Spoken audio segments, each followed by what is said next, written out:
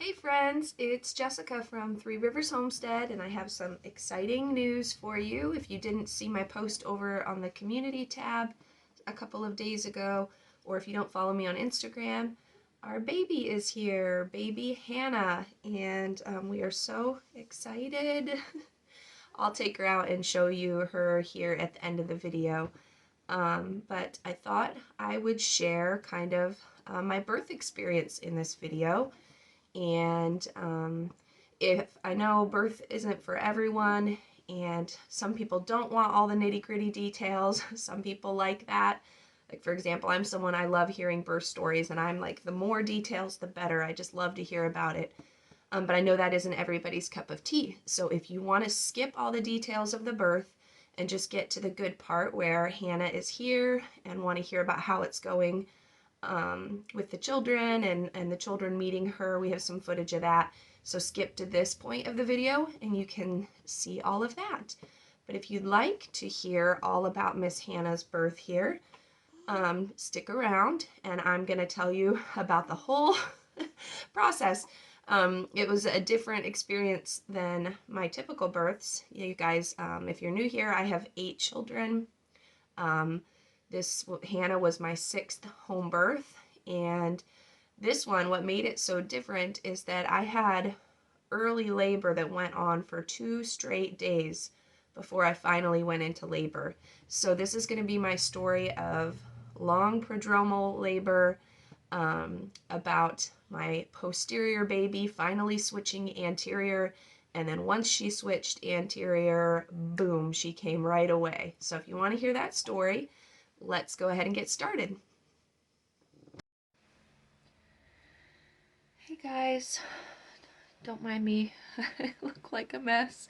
I just woke up. It's a little after midnight and I couldn't sleep.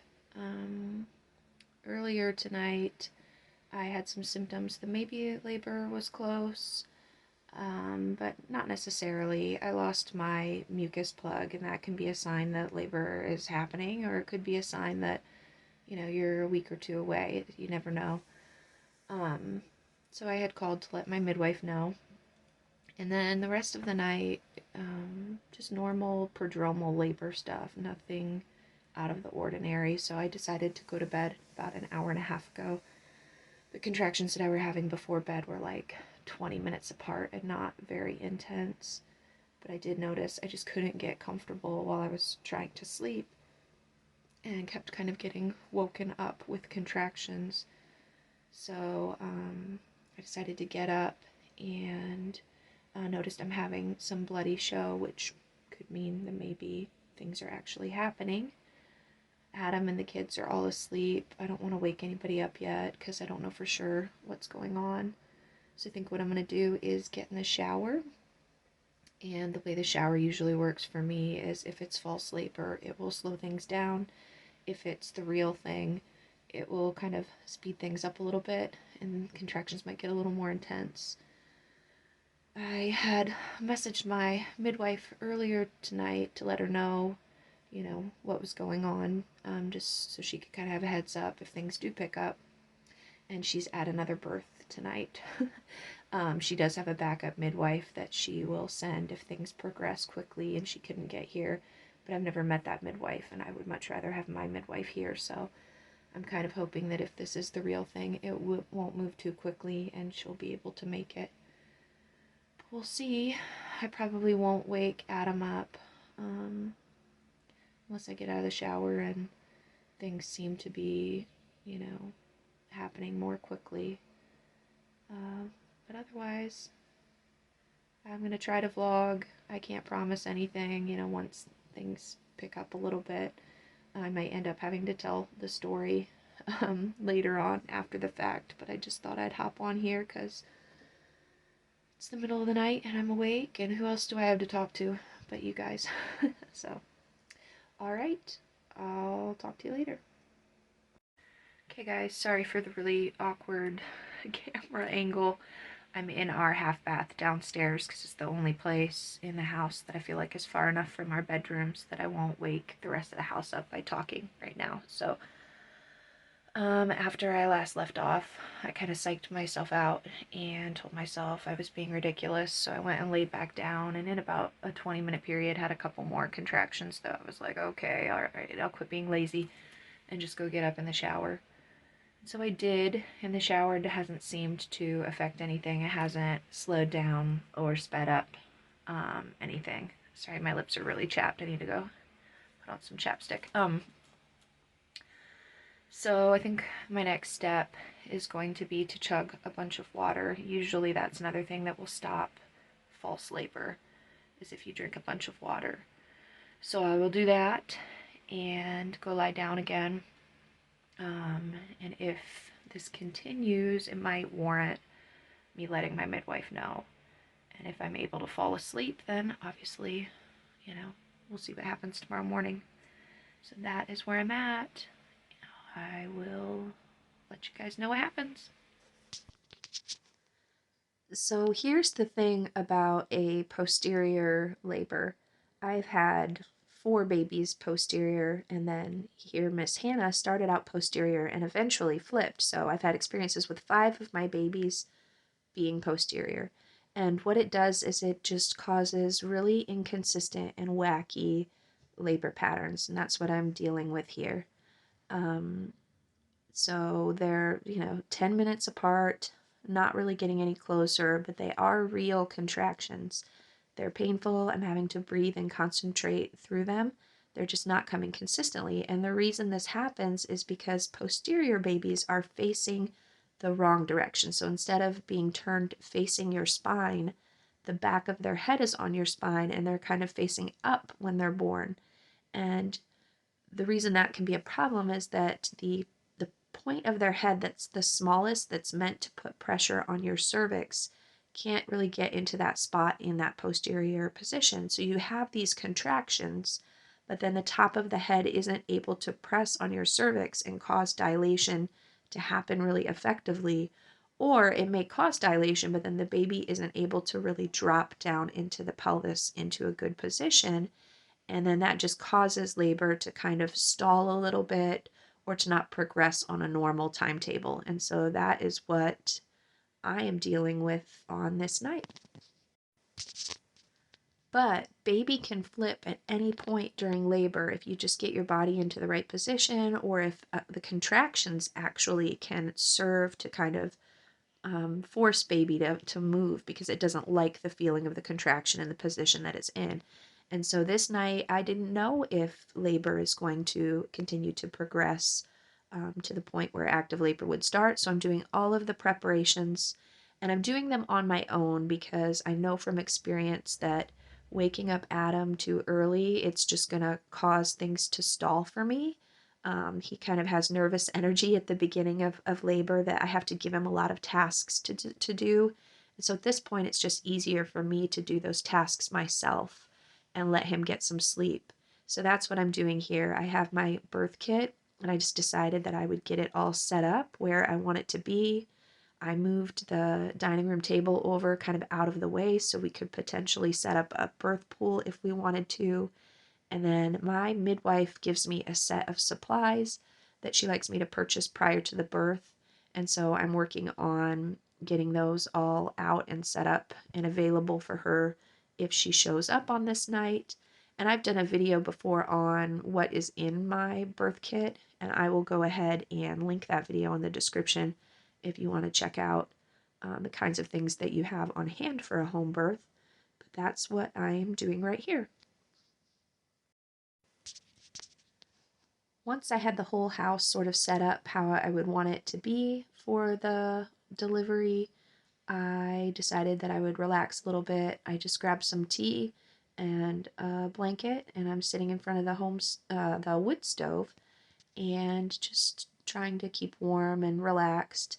And I noticed that the more I was relaxing, the further apart these contractions were getting. And so I felt pretty confident that if I went to bed for the night, that they would probably fizzle out. So I sort of accepted defeat at some point and decided to go to bed. Hey guys, it's about 7 o'clock in the morning. I saw Adam off to work about half an hour ago. Last night at about 4:30, my head was bobbing. I was having some pretty intense contractions. I almost called my midwife and had her come to the house. Had her come to the house. I had this really intense contraction that like worried me because it felt like very productive, and I felt the baby move down a little bit. And I told myself, if I have another one like that, I'm calling the midwife, because it's an hour and a half drive for her. But I didn't have another one like that, and my head was starting to bob. So I decided to lay down and get some rest, see if I could shut my eyes, just even in between contractions. And so I did that for a while. They were about 8 minutes apart, and was able to kind of shut my eyes in between, and eventually drifted off to sleep and woke up to some very light contractions, very discouraged. This is reminding me a lot of Grace's labor.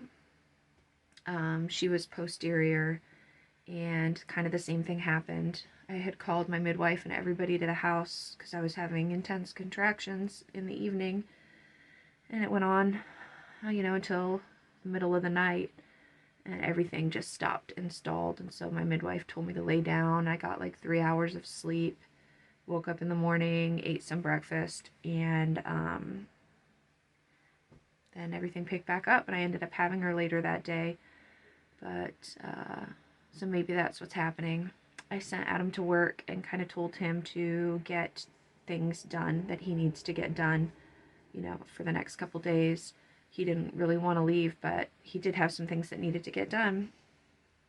And so I told him I will only call him today if he needs to immediately come home. So he's, I don't want to call him and freak him out in the middle of a meeting or something. So I will just bother him if I think, sorry, chapped lips still. I need more chapstick. I will only bother him if I absolutely have to.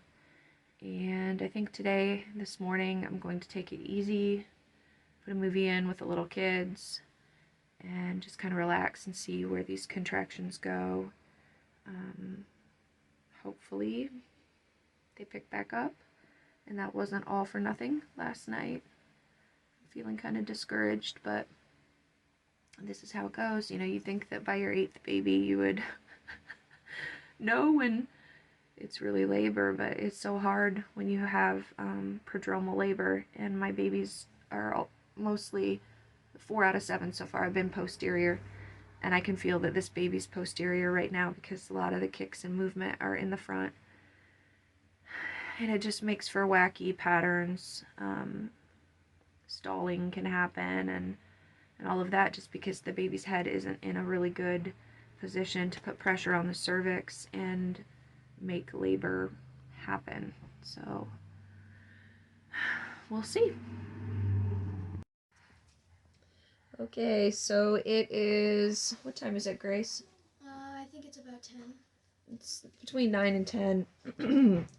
The power went out at about 9:15, which is not very fun because of all the days that I would need power to entertain children. Like, I would really love to put in a movie and just kind of let everybody relax, or if I want to nap. Our house is very small, and I need white noise to drown out the sound of the kids playing upstairs, but I can't do that. They're saying the power won't be restored until 1 o'clock. Not having power also means toilets won't flush unless the boys go pump water out by the barn well and bring it in so that we can flush toilets. It also means I can't get in the shower if I want to, if the pain picks up. So we're just going to pray that things remain slow until like 1 o'clock when the power comes back on.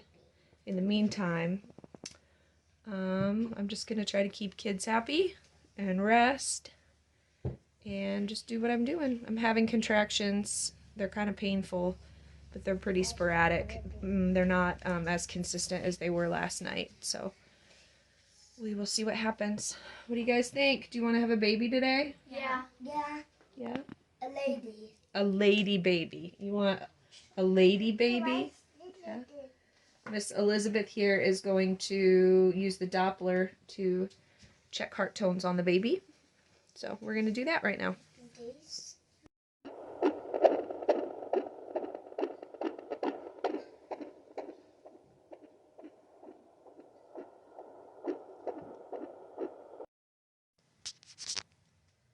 Thankfully, the power did eventually come back on, and I just spent most of the day resting because I was legitimately exhausted from only getting maybe an hour of sleep the night before.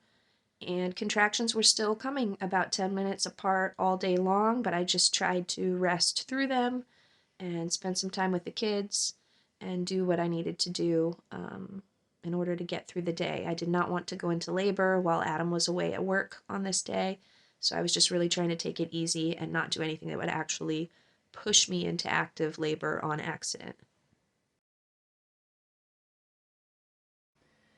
Hey guys, it is now the 6th, December 6th, and it is about 2:45 in the morning.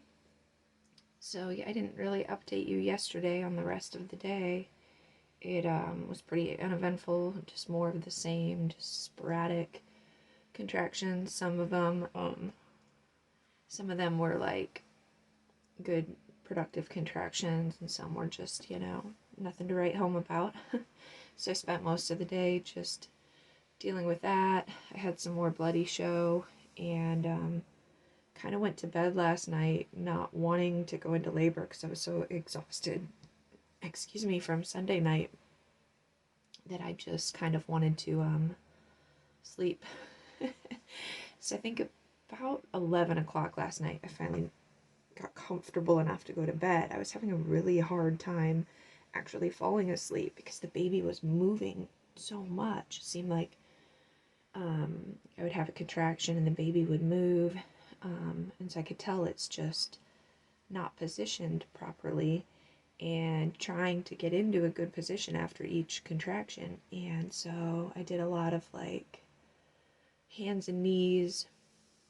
I got on the birth ball and kind of moved my hips around a lot, just trying to see if I could get the baby to get into a better position just so I could fall asleep because the movement was keeping me up.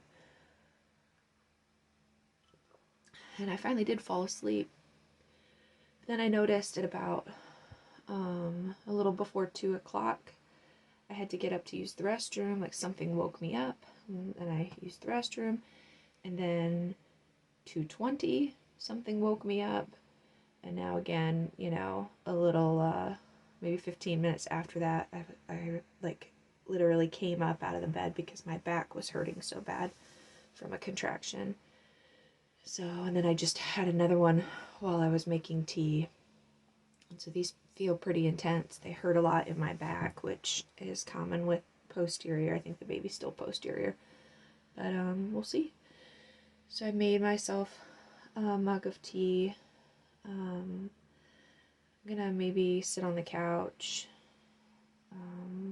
watch some YouTube or something like that, and see if these contractions continue to come any closer. They hurt pretty badly, but yeah, we'll see if anything transpires.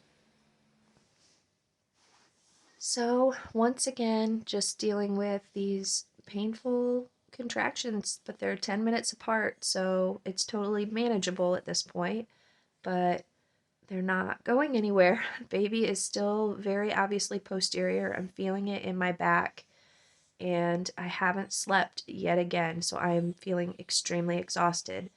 But the day is about to start, and I know I have another day ahead of taking care of the kids. We're going to send Adam off to work and just continue to try to rest so that I don't have the baby while he is gone during the day. So I woke up, I made the kids waffles, just taking a break every 10 minutes as the contractions hit.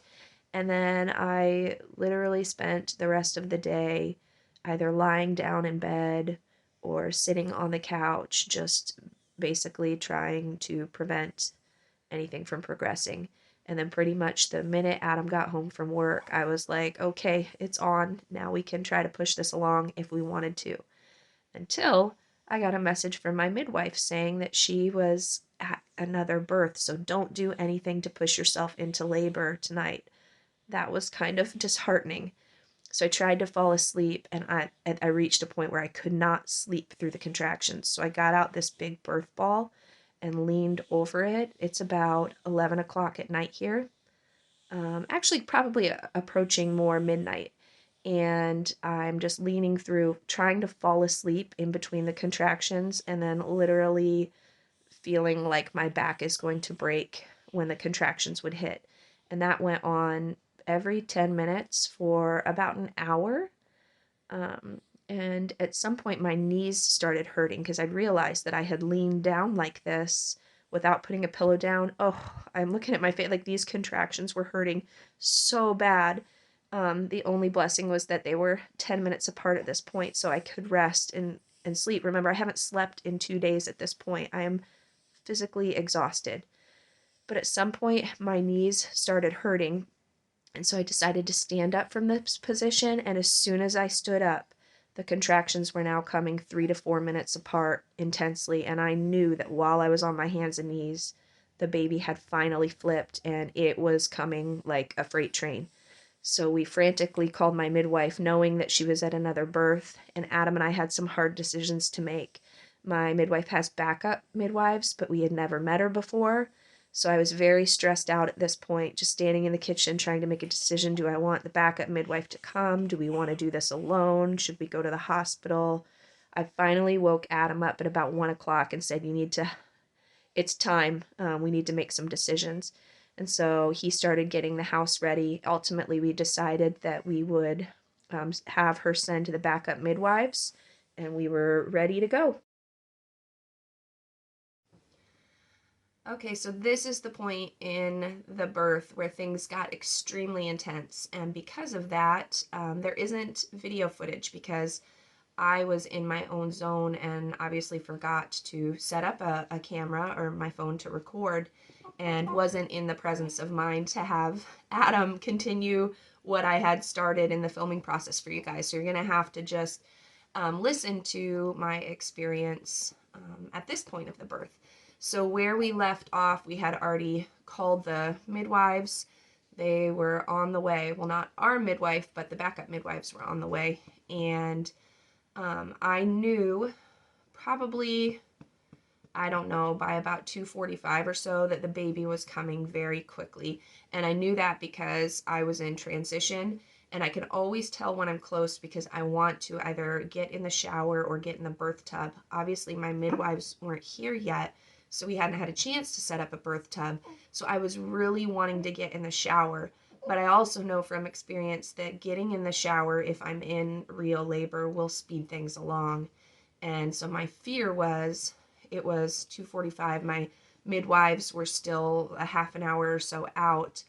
And I thought that if I went up and got in the shower, the baby was just going to come like that. And the whole point of hiring midwives is I wanted them here for the birth. So I opted not to get in the shower, and that just made everything more painful. You know, I really wanted that relief, and I was just feeling a little bit, I guess, frustrated because I really wanted to be in the water, and I wasn't getting there because of, circumstances beyond my control. And so I was just doing my best to cope. And I was just hanging out in the room by the wood stove, and at some point, Adam was sitting in the couch here in the family room, and I came out here to try to say something to him, but couldn't get the words out before another contraction started. But I had positioned myself right in front of where a fan was blowing, and it felt so good to me in that spot that I just chose not to leave for the rest of the birth. So I spent transition standing at the end of this couch that I'm standing on, kind of bent over the arm of it, and the fan blowing on me, and just vocalizing through contractions, getting louder and louder. And my mom had the two girls in the other room, and they were kind of watching me as Adam was on the phone with the midwives, finishing up last minute preparations. At some point, because it was so foggy out, he ran outside to actually wave the midwives down with a flashlight because we live on a country road and it was extremely foggy out that night and it's not well lit where our address is. So he was worried that these midwives who had never been, oh no, these midwives who had never been to our house were going to somehow drive past and miss our house. So he's out there waving down with a flashlight. My mom's just watching me. And, oh, she's getting fussy. Hold on. Okay, sorry about that. Had to get little Miss Hannah nursing here in Content. So where I left off, so my mom was just kind of keeping an eye on me since Adam was outside. And God bless them. Everybody, you know, my two girls, my mom and Adam, they were just trying to help me. So they kept like bringing me things like a wet washcloth if I needed it and stuff. And I didn't want to be touched. I didn't want to be talked to. I didn't want anyone to do anything for me. And I kind of get that way in labor every time. But this time I remained that way in transition. I just wanted to be left alone. And so I just was frozen in that spot, standing in the middle of my family room and just decided that that was where I wanted to be. That fan felt so good. And at some point, contractions stalled. I probably had a good, because they were, you know, coming one on top of another because, you know, I'm in transition. And at some point it stopped. I'm in front of the fan and I got so comfortable and cool with that fan blowing on me that there was probably, I don't know, time is something when you're in labor you don't have a good sense of. But I want to say it felt like probably a 5-minute break or a 7-minute break where nothing happened. And I just was leaned over the couch with that fan blowing on me. And I felt so comfortable that I was like, okay, I don't want to push the baby out because I feel fine. And then now I recognize that that's that calm that you get right before the storm. That's your body taking a little break because what's coming next is going to exert all of your energy. And so the next contraction that hit, I was like, there was no holding anything back. My body just wanted to push. And, you know, I think at that point, Adam had said that the midwives had texted that they were about 3 minutes out. And so I heard that and I'm like, okay, I'm going to push a little bit, but I'm not going to give 100%. So I just pushed a little bit and it felt so good. It was such a relief that I was like, oh my goodness, they better get here fast because I don't know how much longer I can hold off on this. And I'm just standing there and I'm probably giving about 30% with these pushes, but it just felt like such a relief from the, you know, transition contractions just, you know, a few minutes ago.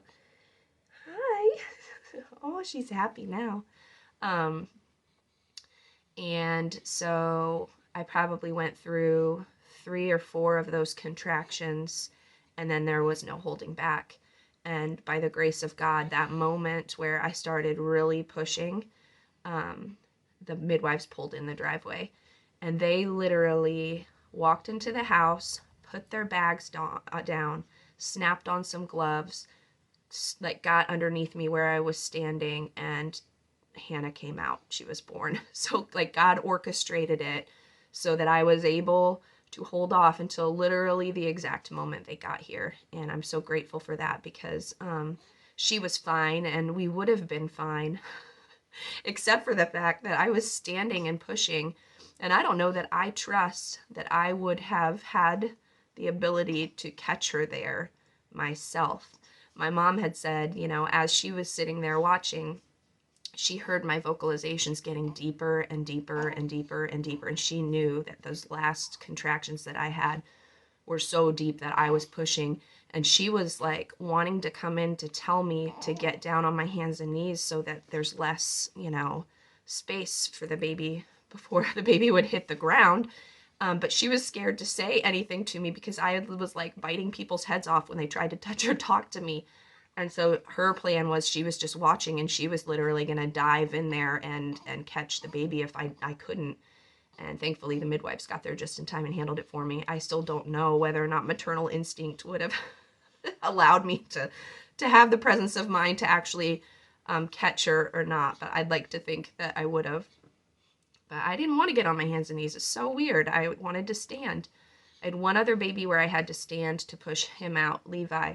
And it was because the midwives made me stand up because the birth pool wasn't full enough to be safe. And in that birth, I was pushing and I couldn't stand myself. I had to have Adam and my friend hold me up while I was pushing. This time I didn't want anybody's help. I didn't want anybody to touch me, and I wanted to be standing. It's so weird how every birth is different. So anyways, at 3:25, she was born, and immediately after the birth, my body went into kind of adrenaline shock. I've never quite had I've had shakes. Here you go, honey. Here you go. Here you go. Here you go. What is wrong? Hold on.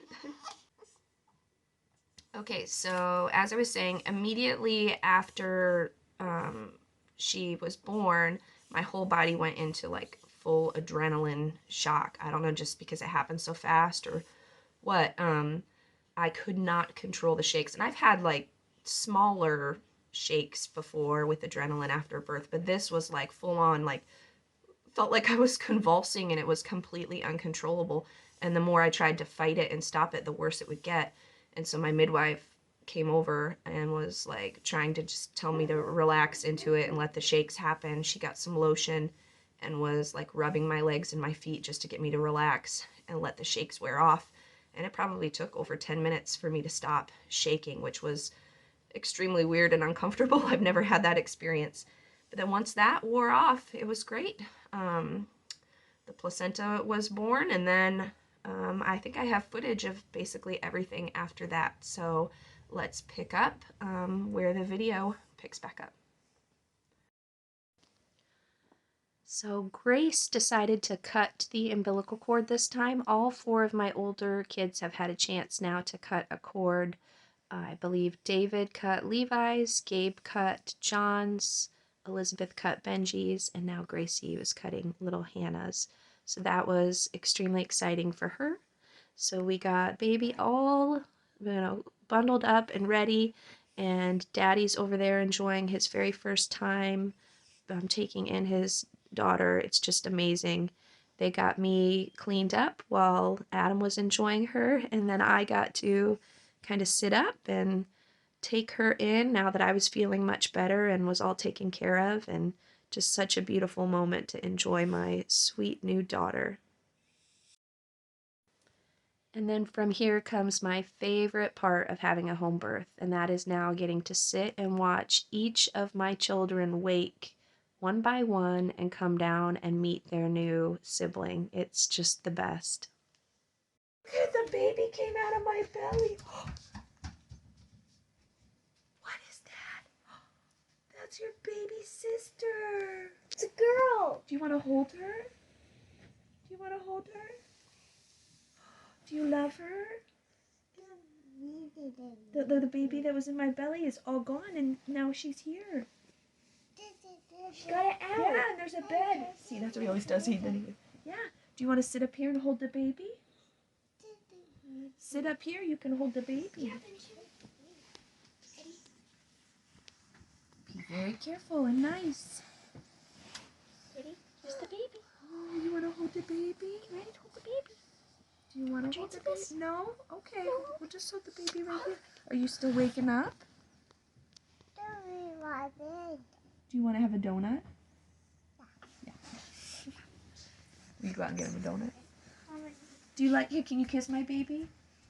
Here, kiss my baby. Thank you. So the girls were awake and got to witness the birth, but the boys slept through the whole thing, and it's pretty miraculous how God always does that they sleep through all the noise and the hustle and bustle that's happening in the house, and it just all seems to work out. So sweet. It makes my heart.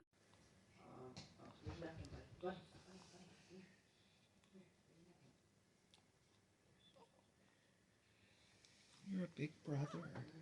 You have a little sister.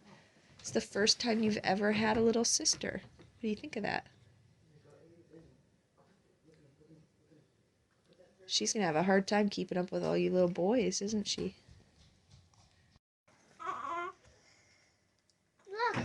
Mom had her baby last night, John. Look, it's right here. Look. What do you think it is? Do you think it's a boy or a girl? Duh. A girl? It's a girl. Her name's Hannah. Do you want to go kiss her? Oh, isn't she sweet? John, her name's Hannah. I think Benjamin wants to do it now. Oh, you want to give a kiss Are you too? happy? The Up baby's there. here. Is that the best present? Is it better than Legos? Oh, Be careful. Oh, good job. We had a lady baby, just like you wanted a lady baby.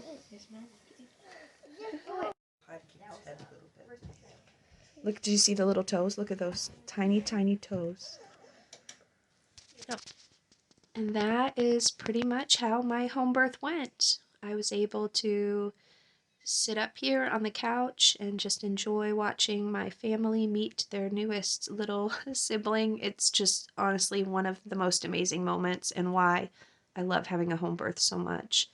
And just these first hours of being a new family of 10 and just everybody taking turns holding her and just enjoying her as a mom, it's just, I mean, it's amazing. So very blessed that we got to have this experience. And one of my other favorite parts, of course, is watching my husband fall in love with my new baby, and I get to fall in love with him all over again. Just such a beautiful time.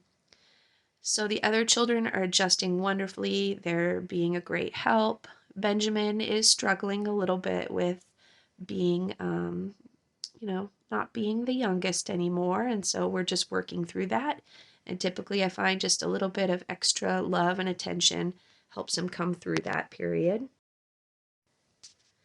But thankfully he has, 6 big siblings to help dote on him and play with him and entertain him if mom is busy with the baby. But I find that just including him in all of the fun little baby things, letting him really look at her and play with her and even be involved in things like diaper changes kind of helps him understand that he's a big boy and then he's also getting the attention he needs. So it's all working out.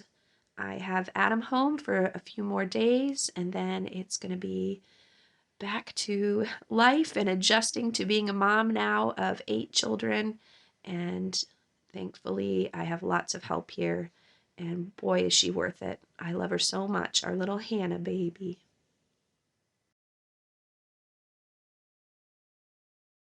All right, guys, and that is the birth story of Miss Hannah Francis. I don't think I'd said that yet.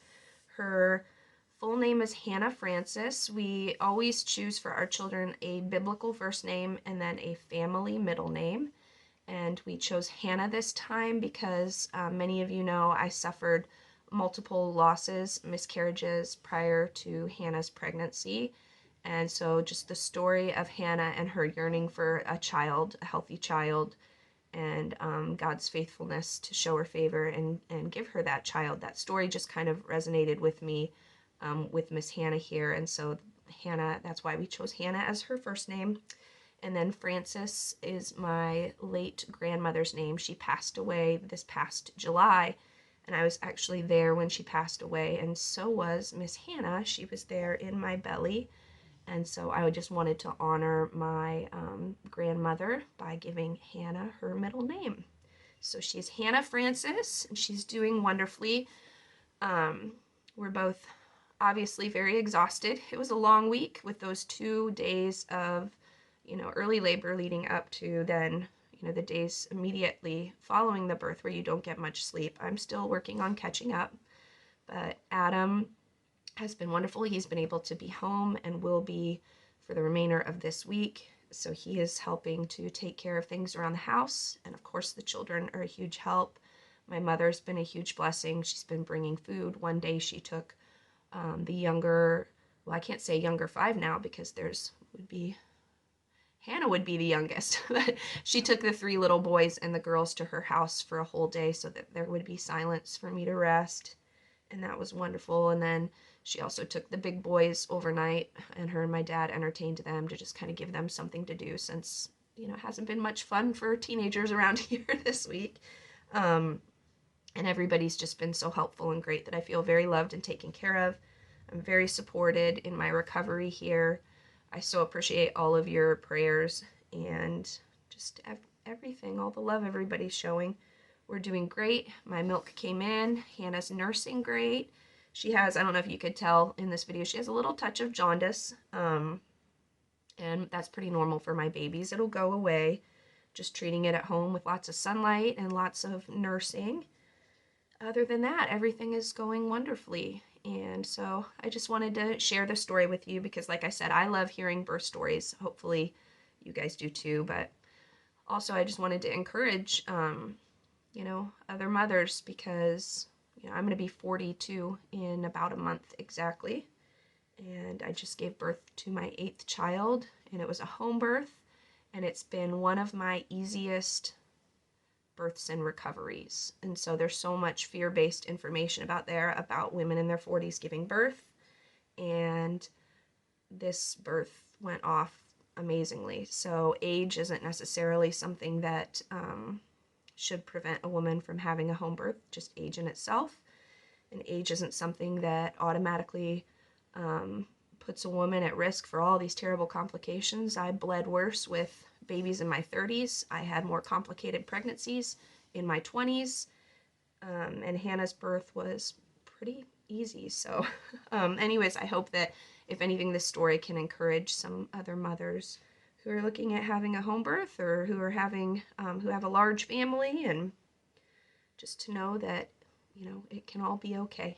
So, all right, well, Miss Hannah here, just gonna finish feeding her, and I'll share some pictures in this video, obviously, so you can see her. But all right, next week, Lord willing, I'll be back with a video all about the 3 Rivers Challenge, my pantry challenge that's coming up. I'm still hoping to do the challenge in the month of January, so look for that video. In the meantime, I hope you guys have a great week. All right, bye friends.